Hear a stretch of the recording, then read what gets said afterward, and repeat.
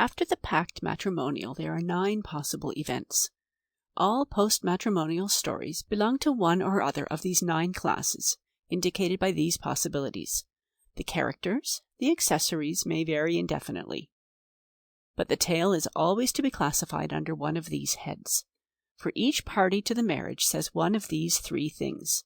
First, it is not as I expected, but it will do very well. Contentment. Secondly, it is not as I expected, but we must manage. Compromise. Or lastly, it is not as I expected, and I will not endure it. Catastrophe. The permutations of these 3 formulae taken 2 at a time are 9, forming the diapason of marriage. Now the best stories, as stories, are to be made by taking number 3 in its 5 possible combinations, and solving your situation by the method of murder or elopement. Number 1 with itself gives only a nauseating spectacle of married people kissing in company. Number 2, alone or with one, affords no vivid sensations. Stories on these lines are but sunset pieces at best. The young people go hither and thither buying furniture, receiving and returning cards, and the like, while the clouds of glory they trailed after them from the romantic time fade by imperceptible degrees. At last they look round and remark, or do not remark, that the light is out of the sky, and the world blue and cold. The change, indeed, is sometimes so steady and so gradual that I doubt if some of them ever know the extent of their loss. But what a splendid time is that of the pre-matrimonial flights, before the ephemeris of the human imagination accomplishes its destiny. How the world glows! Only the untried know the infinite strength of the untried. There are innumerable things to be, and no one has done them. The tale of those who have failed and died has no meaning in our ears. What ambitious student has not sat and talked with his sympathetic friend, lending and borrowing ears in a fair commerce of boasting of the great deeds germinating? This boasting of the future is the cement of all youthful friendships, as boasting of the past is of those of age. But the former have a divine warmth of nature which the latter lack. Gabriel, my own friend, was a splendid exemplification of this romance period of life. Gabriel Thomson was his name, but at first it was juster to call him Gabriel, for he had golden hair that flowed over his collar, and a beardless angelic face. His soul was full of love, of great deeds and justice, and our common conversation was the entire reform, by a few simple expedients, of human society. Later, however, it became necessary to call him Thomson. That will explain the title. It is a story of compromise, of the clipping or shedding of the archangelic pinions by which he soared. I remember the evening when Gabriel told me he was in love. We had discoursed of the mystical woman soul that sways men, Gabriel with divine warmth and I in colder strain. Indeed, as regards that particular fire, I have always been a bit of salamander. Presently, however, Gabriel swooped down to the concrete. I felt more than one twinge of jealousy as he rushed into details with a transient nervousness of manner unusual to him. He gave no names or dates. "Is she beautiful?" I said, perceiving he raved little in that direction. "Her features are not regularly beautiful." "Plain? Oh, dear, no. Indeed, she has the greatest of all beauty, the beauty of expression. You need to talk to her." A kind of upward adoring look, I thought. "Is she cultured?" "She has read very few books, and yet she had a most wonderful insight into things. Several times, as I have been timidly feeling my way to this or that advanced view of ours, she has come out to meet me, as it were, and I found that in the seclusion of her quiet country town, she had thought out things and arrived at the very same ends as we, with all our advantages, have done. She must be quick-witted." "She is indeed. A more subtle and yet purer mind I never met. I am giving her some of Ruskin's books now. He is a revelation to her, she says. She finds so much in him that has been in her own mind dimly, perfectly expressed. Carlyle she must read. After that, Wordsworth, Browning." And so he went on. She was quite womanly. Gabrielle was very insistent upon that. She entirely agreed with him that a woman's sphere was her home. She did not want votes. At that time he was smarting a little from a controversy with Miss Gowland, M.B., who did. This wonderful girl was quite content to accompany his song, so he was assured, to be the complement of his existence, his good angel and his armor-bearer, in that fight for the righting of the world which his soul craved after. He was to be her teacher, servant, as a king is the servant of his people, and true knight. I felt more and more jealous. Scarcely 2 months before, we had agreed that a new reformation was needed, and I was cast in the role of Erasmus, and Gabriel as Luther. This arrangement, arrived at over our youthful pipes solemnly enough, was all forgotten now. My share was to hear of this absolutely new manifestation of the feminine. I was interested only in her imperfections, as they showed dimly through Gabriel's panegyric. For once, Gabriel, with his bright face, his shining eyes, his rhetorical gestures, and his buoyant flow of words, absolutely bored and pained me. I cared for him a lot at that time, and had promised myself a creditable career by his side. I had, indeed, forgotten the feminine until Gabriel remembered it. Perhaps that evening, or at any rate some evening about that time, 2 other friends discussed this same love affair of Gabriel's. "I think Gabriel is a pretty name, dear," said one.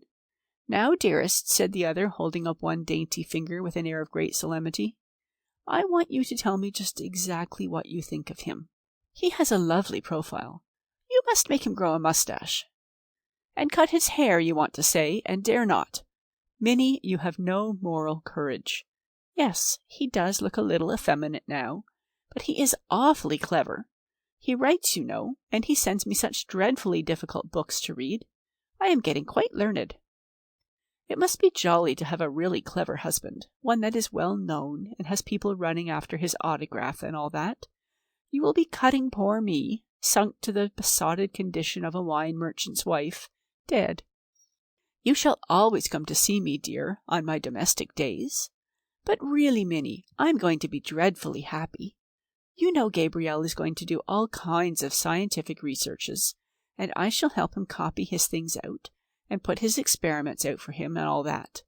I shall make him be an F.R.S., and he will give performances at soirees like that handsome man we saw who did something clever in a bottle. Gabriel's shadow would look splendid in profile on a white screen. Isn't he a socialist or anarchist or something? All young men with anything in them are like that now. It is a kind of intellectual measles, dear. I don't think any the worse of a young man for that. It is like his smoking pipes instead of cigars or cigarettes, and not wearing gloves. You must see Gabriel after I have polished him for a year." "Yes," said Minnie, "this is a woman's work. We cut and polish these rough diamonds, and they take all the credit for the flash and sparkle. But if it were not for us, there would be no gentleman in the world." "Oh, Gabriel dear is naturally a gentleman." "Unpolished, dear, as you admit." Well, so they talked, sitting cosily in dainty chairs. Long before the marriage, this little Delilah of his cut his hair. He came to me less frequently, and one evening he explained that he thought he was clearer-headed when he smoked less. Besides which, the smell of tobacco hung about one so much. Thereafter he ceased to be Gabriel to me, and became Gabriel Thomson. And one memorable day I had a kind of phantasm of the living, a vision of a fair-haired man with a beeswaxed mustache, dressed in an ample frock coat and light gloves. It was my prophet, curled and scented. The vision fluttered between me and my bookshelves for a moment and vanished, and I knew at once that my Gabriel, the world-mender, was lost to me forever. Soon after came the visiting cards of the happy pair. I understand that the correct thing to do is to call upon your newly married friends when they are settled, and see what kind of furniture they have. I did this. By way of quiet sarcasm, I wore my old velveteen jacket. Mrs. Thomson said I looked quite bohemian, and the only consolation I had was to think that Thomson had a conscience. I asked him point-blank about the new Reformation, and she answered for him that he was dreadfully busy at research. I saw Thomson look across at me with a dumb request not to press the matter, but I had no particular kindness for Thomson. Was he not the man who had murdered my prophet Gabriel and buried him away in himself? I insisted upon social evils, the need of leaders for the people, and all our old themes. Presently my Gabriel awoke in Thomson again and began to talk. "There is a passage," he said presently, "in Sesame and Lilies. The book you liked so much, dear. How does it go? I'm sure you know it. Ah, here is the book." It lay on the table, one of the many volumes he had bought for her. One, I remembered, that had come like a revelation to her. He took it up and turned over the pages. When I saw the pages were all uncut, I felt sorry for the man. He stared at the book as though he hardly grasped the import of the thing. Then he put it down again with force and an expletive. "Gabriel," said the wife. I rose to go, but Gabriel was white with anger. "You never opened the book," he said to his wife, "and you told me you had read it." Mrs. Thomson turned to me. "Must you go?" she asked. So I left them face to face with each other. It was what one might call their real introduction to one another. Each had played to the other of being what the other dreamt, and now that little comedy was over. Mrs. Thomson had repeated Gabriel's conclusions after him to please him, and he had acted as a gentleman according to her lights. But that unfortunate book had ended it. As I went out, I heard her begin. "To think, Gabriel, that in the 2nd month of our marriage you should curse me." And he, "Why did you only pretend to read my book?" I suppose she did it to please him, but I do not know if she made this excuse. It is for a womanly woman a perfectly adequate excuse for any little duplicity she commits. I fancy there must have been a long discussion that afternoon. Practically it amounted to this, that each had married a stranger in mistake for an imaginary person. Such a complication, though common enough, requires very deliberate consideration, amid considerable mutual forbearance. On the contrary, their talk that afternoon was heated, and it ended with domestic thunder, which is the slamming of doors. Mrs. Thomson was calm and reasonable throughout, but Gabriel did a deal of walking to and fro, throwing books with violence onto the floor, and invective generally. He had imagined that his marriage was to be an idyllic episode, from which he was to return presently to his dream of a new reformation. Gabriel well to the fore, wife inspiring, helpful, and advisatory. He felt himself cut off from all this at once, and first he tried to vent his dismay and displeasure on his wife, and being defeated by her polite coolness, he took it out on the books, the carpet, and the front door. She was dreadfully pained at his temper and unreasonableness, and annoyed more particularly at his letting the servants hear the quarrel. She could not help asking herself what they would say. Moreover, she was afraid he might do something rash or ridiculous, so that she decided to talk the matter over with Minnie, who was now a wine merchant's wife. I told him he could hardly expect me to read all the books he inundated the house with, especially when I had all my things to see to, and he simply raved. He went on dreadfully, dear, swore at me and insulted me, asked me if I thought was fair treatment towards a man with a mission in the world to marry him under false pretenses. I said there were no false pretenses, except that he had behaved like a gentleman, and that when I trusted myself in his hands, I thought he would always do so. He almost cried when he said that he had looked to me to be his help and inspiration, just as if he had been going abroad as a missionary or something of that kind. I do think that kind of talk silly. If I had behaved really badly to him, Minnie, he could not have been worse. All this ranting and bother because I did not read his silly old books. Rather than have this scene, dear, I would have read every one from cover to cover. You can't think how I have reproached myself for not cutting those leaves. So, Mrs. Thomson. Minnie judiciously heard her through 2 or 3 times before she attempted any consolation or advice. He is certainly going on badly, my dear, but we all have our troubles. It is quite enough to make you really ill. I should have been if I had not kept so cool. You bear up wonderfully. He does not deserve it. Of course, dear, if you were ill, when he comes home again, really ill, I mean, not just a headache, so that all the house would be hushed, he might have the grace to feel ashamed of himself. You are too brave. It only makes a man rave worse than ever to stand up to him. They all hate to be told the truth about themselves, and they shout and bully you down. But your Gabriel, any real man, would not hit a really sick woman. It is almost a pity I am so well then, said Mrs. Thomson, scarcely grasping the new idea yet. It's the excitement, you poor dear, said Minnie. That keeps you up now, but you will find the reaction presently, mark my words." And sure enough, Mrs. Thomson had hardly reached home when this reaction came upon her, and she was helped upstairs by the sympathetic and half-confidential parlour-maid, and all the blinds were straightway drawn and the house hushed. Meanwhile, Gabriel had been with me. "Don't speak about it to me," I said. "I will not be the man to come between husband and wife, especially when the wife is Mrs. Thomson." "For heaven's sake, don't mock me," said Gabriel.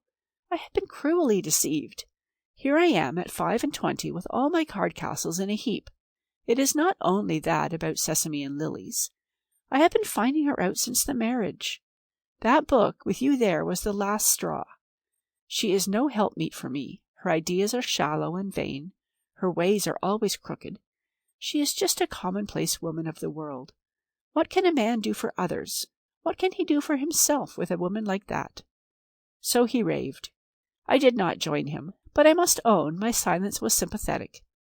Presently, however, after a pause, he started to his feet and flung his chair headlong. "I will not endure it," he shouted, repeating, as the attentive reader will notice, Formula 3. "Why should the error of 3 months dwarf and ruin a life? I will not live with her, I will go abroad. What are these customs and ceremonies, these flimsy ordinances, that they should chain me back from all my possibilities? I tell you I will part from her. I never married her. I married my ideal, and she is no ideal of mine." He caught up his hat in his hand. He stood splendid, almost heroic, holding his right hand for mine. "Gabriel," I said to him, calling him by that name for the last time, "you have had a bitter disappointment. I cannot advise you. The law of matrimony, like the law of gravitation, no respectable man disputes. Whatever you do, may you fare well." "No cat and dog compromise for me," said Gabriel, and so went out right valiantly, with my secret blessing. He noticed the blinds in the front of the house were all down, but being a man, he did not grasp the full symbolism of this. He knocked for admission, a firm, clear knock. Mrs. Thomson at that moment was upstairs hurriedly putting away her bonnet, which she had thought of, happily, in time. The parlour-maid let him in noiselessly, with a funereal expression of face. This startled him, for she was a flourishing, noisy sort of girl. "Please, sir," she said in a whisper, holding out his bath slippers, "do you mind putting these on? Mrs. is very ill indeed." "Why, what is the matter?" asked Gabriel in his natural voice, trying to keep up his militant front. "She regular broke down, sir, after you left her," said the parlour-maid reproachfully, in an almost noiseless whisper, and therewith handing him the slippers she glided away, leaving him to his conscience. Needless to say, she did not mention Mrs. Thomson's visit to Minnie. Gabriel stood in confused thought for a minute, and then sat down on one of the hall chairs and quietly changed his boots. He had not expected this. He sat meditating vaguely over his discarded boots for some time. He would have to postpone his climax after all. Nuisance. Then his chivalry began to awake. Perhaps he had been hitting unnecessarily hard. She was only a weak woman, and he had come home to do battle and finish with her as if she were a dragon. Certainly his ways were violent. She had seemed cool enough during their quarrel, but then women, he had read, are clever at hiding their pain, though the dart nevertheless may have gone well home. What if she really cared for him? He remembered all the wrath, sorrow, and bitterness of his denunciation. Had he been heedlessly carried away? Presently he rose and stole upstairs. He would look at her. It was a fatal resolution. His wife was lying dressed upon the bed in the darkened room. Her pale cheeks were wet, and her eyes were closed, so that the damp long lashes lay upon her cheek. Her hair, which was abundant and beautiful, indeed her chief beauty, was down. In one hand she held her smelling salts, and the other lay limp and extended. There was an expression of pain on her face. She seemed to have cried herself to sleep. Gabriel could hardly realize that this sorrowful little figure was the human being he had raged against 10 minutes ago. There came over my Gabriel, I suppose, a great wave of generous emotion. I admit, though it worked to my hurt, that there was some greatness in his forgetting his world-mending at that moment. Had he not held her in his arms? Had not she trusted the happiness of her life to him? He was not one of those intellectual prigs who pass their dearest through the fire for some Moloch of an idea. He had thought his career was to be stifled by his wife. He had not realized how his assertion of this would break her down. Poor little girl with the disheveled hair. Poor little sissy. The new Reformation receded through an illimitable perspective to the smallest speck. She sighed in her sleep. "Oh, Gabriel," she said with a sob in her voice. Gabriel could scarcely imagine why he had just been so angry. She was dreaming of him. The new Reformation vanished. He knelt by the bed, full of self-reproach, and took her hand. Her eyes slowly opened. She looked in his face and saw she had conquered. "I have been a brute," he said, this emancipator of his sex. "Gabriel," she whispered faintly, "Gabriel, dear," and closed her eyes again. "I have been a brute," repeated Gabriel. "Gabriel," she said, "promise me something." "Anything, dear," said Gabriel. "Promise me you will never speak to that horrid man again." Now, the horrid man referred to was myself. And, will you believe it, dear reader, Gabriel, who had left my home scarcely 10 minutes, vowing he would do or die, promised. This is the plain and simple story of how Gabriel became Thomson, so that there was no Gabriel any more for me. I and the new Reformation were buried under the foundation stone of their compromise, and there was, in spite of Gabriel's repetition of Formula 3, no catastrophe. From that day to this, Thomson and I have met and crossed one another in highways and byways, but never a word has passed between us after my first rebuff. But I understand, through a friend, and it is a curious example of the metaboly of memory, that Thomson is under the impression that I incited him to desert his wife. The health of Mrs. Thomson is, and has been, very uncertain since that day. It had been a tactical necessity. Thomson has to be gentle and careful in all his doings. He takes her to church regularly, and they have a prominent pew, and he keeps all the observances. However, the scientific research languished somehow, and he is not a Fellow of the Royal Society yet, though it led to several profitable patents. He has one of the best houses on Putney Hill, and Mrs. Thomson bears up bravely against her uncertain health, and gives really very brilliant garden parties. She has dropped Minnie, because she is deceitful, and lives in one of the smaller houses in the Upper Richmond Road. Thomson is said to be apathetic in society and irritable in business. His health has been poor lately, through an excessive consumption of cigars.